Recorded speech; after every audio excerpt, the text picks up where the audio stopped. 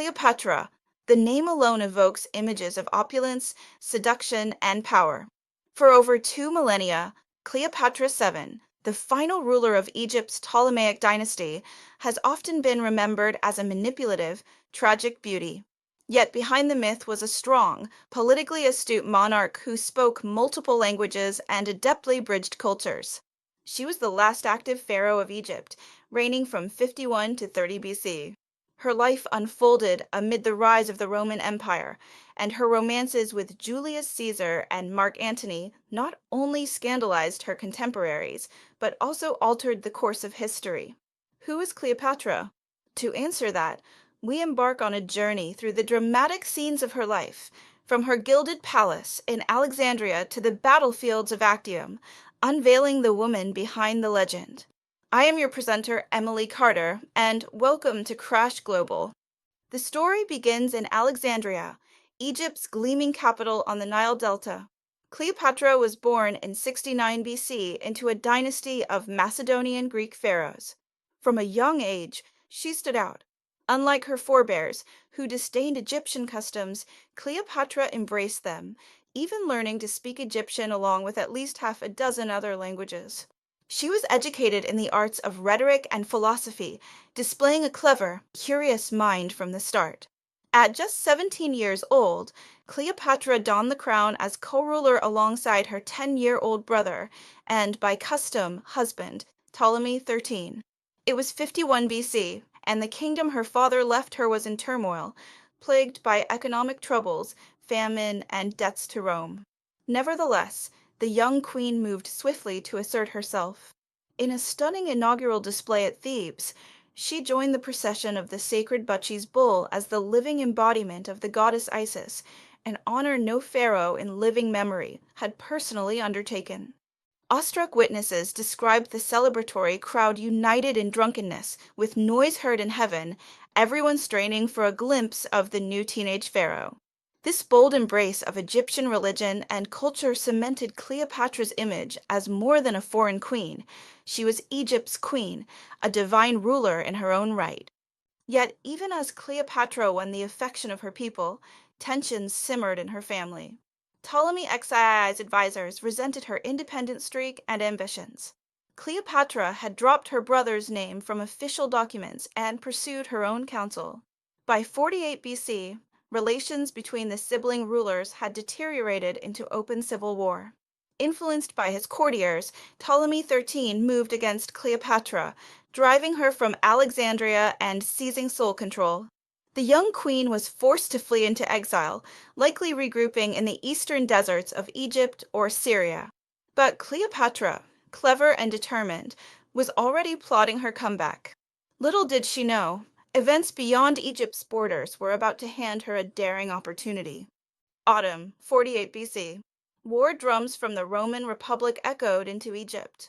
Julius Caesar, fresh from victory in a Roman civil war against Pompey the Great, arrived in Alexandria in pursuit of his defeated foe.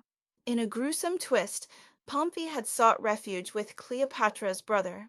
Ptolemy XII's regents murdered Pompey and presented his severed head to Caesar, hoping to win the Romans' favor. Instead, Caesar was repulsed. The execution of a Roman consul without trial outraged him.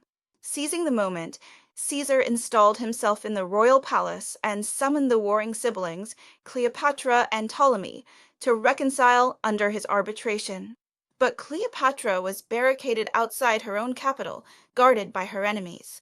To meet Caesar face to face and outmaneuver her brother, she would have to be ingenious. Under the falling dusk, Cleopatra devised one of history's most daring entries. She had her loyal attendant Apollodorus row her in a small boat up to the palace quarters under cover of night. There, Cleopatra stretched herself at full length inside a bedsack, while Apollodorus tied it shut. We see a lone figure hauling what appears to be a bundle of bedding through the torchlit halls of the palace. No guard dares to question Apollodorus as he hefts his secret cargo towards Caesar's apartments. Finally, before the perplexed Roman general, the bundle is unfurled, and out tumbles the 21-year-old Cleopatra, regal and unbowed. Caesar is astonished by this sudden, theatrical appearance. Cleopatra, with her wits and charm, immediately captivates him. She pleads her case not merely with desperation, but with confidence and charisma. That night kindled a partnership that would change the fate of Egypt. The next morning, Alexandria buzzed with the scandal. Cleopatra had been smuggled into Caesar's quarters and won the Romans' favor. Ptolemy XIII stormed into the palace to find his estranged sister comfortably installed with Caesar. Enraged at what he saw as a betrayal, the young king threw his crown to the ground and fled, sparking chaos. Almost immediately, Ptolemy's army, joined by Cleopatra's resentful younger sister Arsinoe, laid siege to the palace, determined to oust Cleopatra and the Roman intruder. Caesar and Cleopatra found themselves barricaded together, defending the palace in a fight for their lives. For months, street-by-street fighting raged in Alexandria's royal quarter. Amidst the clamor of battle and flames, Cleopatra's resolve never wavered. She had gambled everything on Caesar, and she fought by his side to reclaim her throne. In early 47 BC, reinforcements from Caesar's ally arrived, turning the tide. Ptolemy Xii's forces were defeated in the Battle of the Nile, and the young king drowned while attempting to flee. Alexandria fell back under Caesar's control. Victorious, Caesar reinstated Cleopatra as Queen of Egypt. To maintain tradition, she was married to another younger brother, Ptolemy XIV, but in reality Cleopatra now held true power. She and Caesar became lovers, forging an alliance of immense political importance. With Roman support, Cleopatra eliminated threats to her rule. By the summer of 47 BC, Egypt was firmly under her control, and Cleopatra was pregnant with Caesar's child. The aftermath of Caesar's death saw Mark Antony emerge as a powerful figure in the Roman world. Cleopatra had met Antony once before, years earlier when he was a young cavalry officer in Egypt, and perhaps he had been smitten by her even then.